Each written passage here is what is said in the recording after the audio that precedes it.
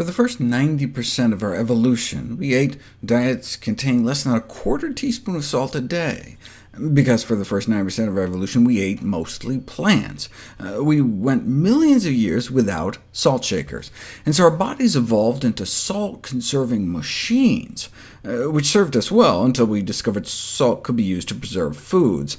Without refrigeration, this is a big boon to human civilization. Of course, this may have led to a general rise in blood pressure, but who cares if the alternative is starving to death because all your food rotted away? But where does that leave us now, when we no longer have to live off pickles and jerky? We are genetically programmed to eat 10 times less salt than we do now.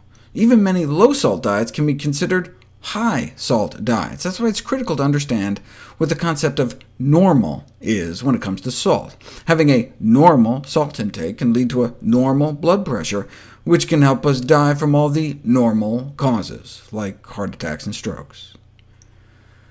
Doctors used to be taught that a normal systolic blood pressure is approximately 100 H. Systolic blood pressure means the top number, and indeed that's about what we're born with. Babies start out with a blood pressure around 95/60, but then as we age, that 95 can go to 120 by our 20s, then 140 by our 40s, the official cutoff for high blood pressure, and keep climbing as we age. That was considered normal, since everyone's blood pressure creeps up as we get older, and if that's normal, then heart attacks and strokes are normal too, since risk starts rising once we start getting above the 100 we had as a baby.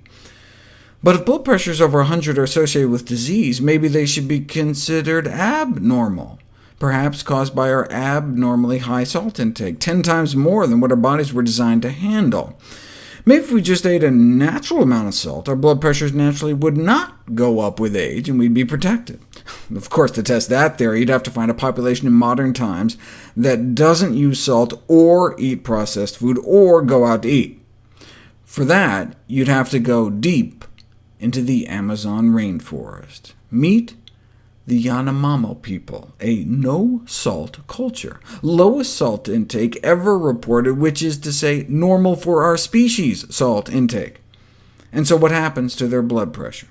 They start out with a blood pressure of about 100/60, and end up with a blood pressure of about 100/60. Though theirs is described as a salt-deficient diet, that's like saying they have a diet deficient in Twinkies.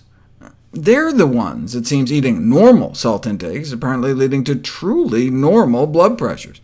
Those in their 50s having the blood pressure of a 20-year-old. The percentage of the population tested that had high blood pressure? 0. Whereas elsewhere in Brazil, up to 38% of the population may be affected. The Yanomamos probably represent the ultimate human example of the importance of salt on blood pressure.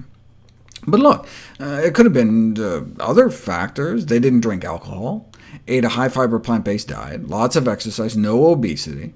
There's a number of plant-based populations eating little salt that experience no rise in blood pressure as they age, so how do we know what exactly is to blame? Ideally, we do an interventional trial. Imagine if you took people literally dying from out-of-control high blood pressure, so-called malignant hypertension, where you go blind from bleeding into your eyes, your kidneys shut down, your heart fails, and then you withhold from those people blood pressure medication, so their fate is certain death, and then you put them on a Yanomamo level of salt intake, a normal for human species salt intake. And if instead of dying they walked away cured of their hypertension, that would pretty much seal the deal. Enter Dr. Walter Kempner and his rice and fruit diet.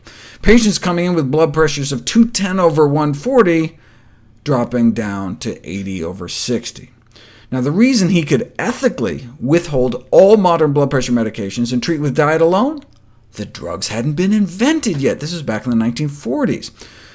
Now, the diet wasn't just extremely low salt, but strictly plant-based, extremely low fat, protein, calories. But there's no doubt that Kempner's rice diet achieved remarkable results, and Kempner is now remembered as the person who demonstrated beyond any shadow of a doubt that high blood pressure can often be lowered with a low enough salt diet.